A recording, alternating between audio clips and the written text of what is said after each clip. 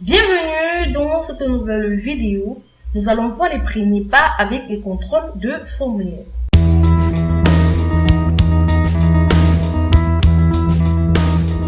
Excel offre un ensemble de contrôles appelés contrôles de formulaire conçus spécifiquement pour ajouter des éléments d'interface utilisateur directement sur une feuille de calcul. Alors, une fois que vous avez placé un contrôle de formulaire dans une feuille de calcul, vous pouvez le configurer pour effectuer une tâche spécifique. Alors, dans cette vidéo ou encore dans notre prochaine vidéo, nous allons voir comment appliquer les contrôles les plus utiles à une présentation. Alors, vous pouvez trouver les contrôles de formulaire d'Excel dans l'onglet de développeur qui est initialement masqué dans Excel. Alors, pour afficher l'onglet ou encore pour l'activer, pour activer l'onglet développeur, vous devez tout simplement cliquer sur le bouton fichier du ruban. Ensuite, vous cliquez dans le menu qui apparaît. Nous allons tout simplement cliquer sur le bouton options. Et là, nous avons tout simplement la boîte de dialogue options d'Excel. Alors, dans la liste à droite, vous pouvez tout simplement cliquer sur personnaliser le ruban. Et là, nous avons tout simplement la boîte de dialogue personnaliser le ruban. À droite, sur les onglets principaux, nous avons tout simplement les différents types d'onglets principaux, les accueils, les sessions, les mises à jour et tout, et mise en page, affichage et tout. Et là, nous avons l'onglet développeur qui n'est pas coché. Donc, il suffit tout simplement de cocher sur l'onglet développeur et cliquer sur OK. Lorsque nous cliquons sur OK, et là, au niveau de notre ruban, nous avons tout simplement l'onglet développeur qui a été ajouté. Alors, maintenant, nous allons tout simplement cliquer sur l'onglet développeur et nous allons choisir la commande insérer. Alors, lorsque nous cliquons sur insérer, nous avons tout simplement deux ensembles de contrôles. Premièrement, nous avons les contrôles de formulaire et les contrôles ActiveX. Les contrôles de formulaire sont conçus spécifiquement pour une utilisation sur une feuille de calcul, tandis que les contrôles ActiveX sont généralement utilisés dans Excel dans les user forms. Alors, parce que les contrôles de formulaire peuvent être configurés beaucoup plus facilement que leurs homologues ActiveX, vous devez généralement utiliser les contrôles de formulaire précisément dans les feuilles de calcul. Alors, nous avons en total 9 contrôles de formulaire que nous pouvons tout simplement ajouter directement à notre feuille de calcul. Nous avons premièrement les boutons, ensuite les zones de liste déroulantes, ensuite les cases à cocher, ensuite les topies et les zones de liste. Nous avons également les barres de défilement, les étiquettes et enfin les zones de groupe et les cases d'options. Alors, premièrement, les contrôles de formulaire bouton permettent tout simplement d'exécuter une macro attribuée lorsque l'utilisateur clique sur ce bouton. Nous l'avons vu dans les précédentes vidéos lorsque nous avons parlé des macros et que nous avons tout simplement utilisé les boutons pour attribuer aux macros que nous avons fait dans nos différentes feuilles de calcul. Ensuite, nous avons les listes déroulantes. La zone de liste déroulante donne à l'utilisateur une liste extensible d'options parmi lesquelles choisir. Ensuite, nous avons les cases à cocher. Elle fournit tout simplement un mécanisme pour un scénario de sélection ou encore de désélection.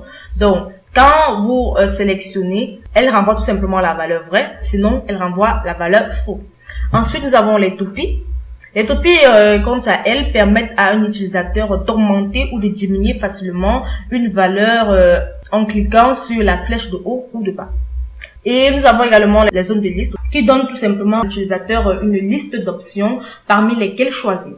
Et nous avons la case d'options également qui permet à l'utilisateur de basculer entre deux options ou plusieurs à la fois. Alors, la sélection d'une option désélectionne automatiquement les autres. C'est un peu comme les boutons d'option. Donc, ensuite, nous avons les barres de défilement. Ce sont les barres de défilement qui permettent à l'utilisateur de faire défiler une valeur ou une position en utilisant un glissement d'échelle qui peut être déplacé en cliquant et en faisant glisser la souris.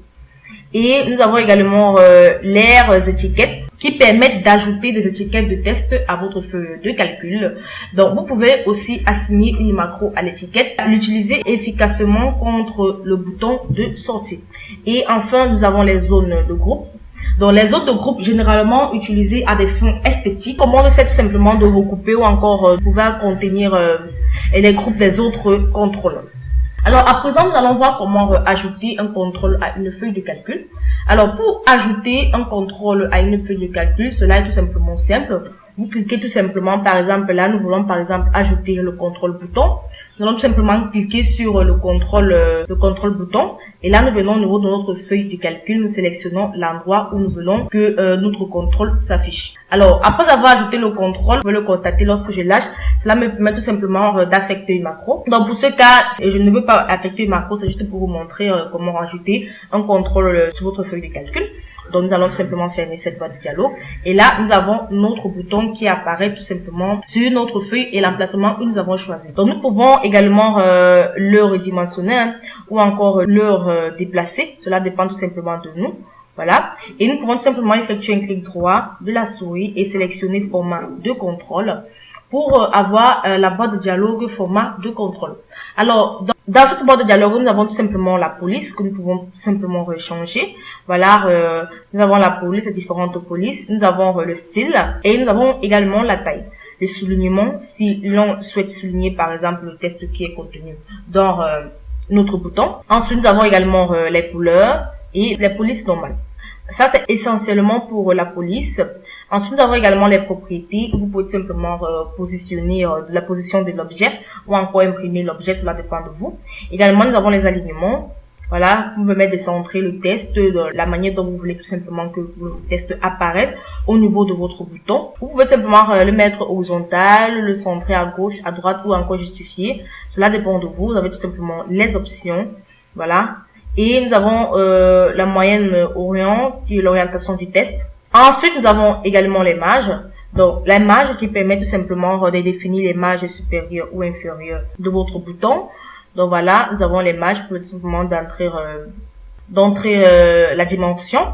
Et nous avons également la dimension qui permet de redimensionner, de rotationner le bouton. Voilà, que de le faire de manière manuelle. Vous pouvez également le faire grâce à cette boîte de dialogue, qui permet tout simplement de augmenter la hauteur, que ce soit la hauteur, l'échelle ou encore la largeur. Cela dépend tout simplement de vous.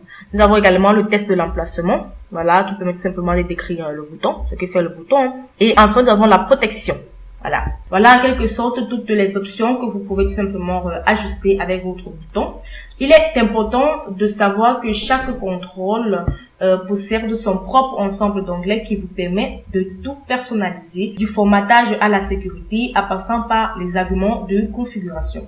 Alors, comme vous pouvez le constater, les différents onglets en fonction du contrôle que vous utilisez, mais la plupart des contrôles de formulaire ont l'onglet de contrôle où se trouve tout simplement le bouton de configuration. Donc vous y trouvez tout simplement les variables et les paramètres à définir pour le contrôle que vous avez tout simplement sélectionné. Il est également important de savoir que les contrôles boutons et étiquettes n'ont pas d'onglet de contrôle. Ils n'en ont pas besoin. Donc tout simplement, le bouton déclenche simplement une macro que vous assignez. Donc quant à l'étiquette, elle n'est pas conçue pour exécuter des événements de macro. Alors voilà en quelque sorte comment nous venons d'ajouter le bouton. Donc je vais également vous montrer comment rajouter par exemple une case à cocher. Voilà, lorsque vous sélectionnez sur le contrôleur de formule que vous souhaitez, vous venez tout simplement au niveau de votre boîte de dialogue et vous sélectionnez. Voilà, nous avons tout simplement notre case à cocher. Tout simplement effectuer un clic droit. Là, pour désactiver la modification du test, le format de contrôle. Voilà, comme vous pouvez le constater, sa boîte de dialogue au format de contrôle est différent du bouton. Donc ici, nous avons plutôt les couleurs de traits, les propriétés qui sont pareilles, les dimensions qui sont également pareilles, les tests d'emplacement qui sont pareils, les protections qui sont pareilles et les contrôles qui ne sont pas pareils.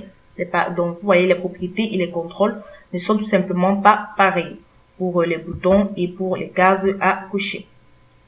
Voilà, comme vous voyez, ici nous avons la police, tandis que là nous n'avons pas. Ici nous avons les marges, tandis que là nous n'en avons également pas. Donc voilà, en quelque sorte, comme je vous disais tantôt, chaque contrôle de formulaire a tout simplement possède son propre ensemble d'onglets. Donc voilà en quelque sorte comment insérer un contrôle de formulaire sur votre feuille de calcul.